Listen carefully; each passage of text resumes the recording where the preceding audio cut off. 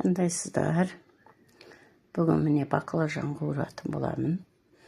Тут баклажан алып, қазір жуып, тазалап, тұзды суға саламыз азғантай. Баклажанды бүйтіп турап алдық, бәрін бірдей қылып, үстіне бүйтіп тұз сеуіп, бір 10-15 минутқа қойып қоямыз.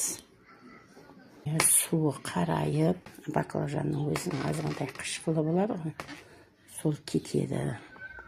Суын төгіп, тағы таза суға жуып әкелдік. Енді салфетканың үстіне қойып кептіреміз.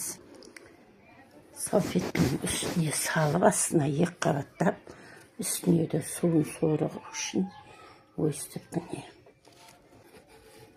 бір қабаттап тағы жауып қоямыз. Әбден суы сырқылғасын. Қуырамыз. Оған дейін помидор мен чесногын турап аламыз. Міне құп-құрғақ болды. Осыны жинап табақтың астына. Міне табақтың астына салфетка төсеп, соның үстіне құрғаған баклажандарды табаққа салып аламыз.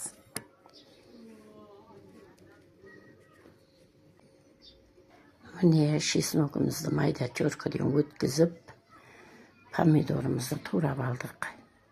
Енді баклажанымызды қуыруға даярмыз.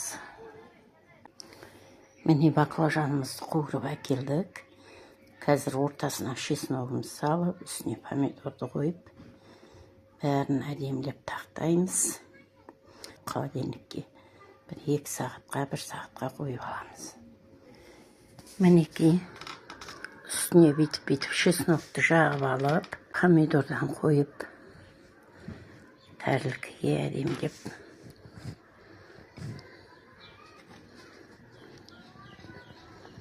сала береміз.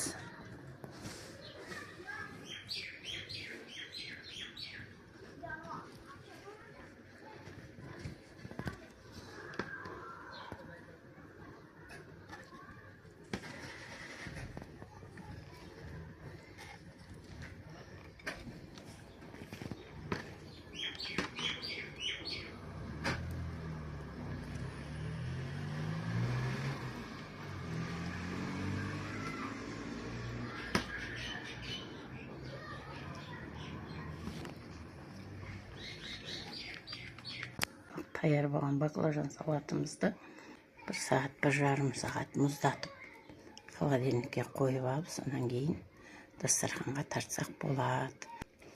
Өте дәмді және өте оңай. Сіздер де істеп көріңіздер.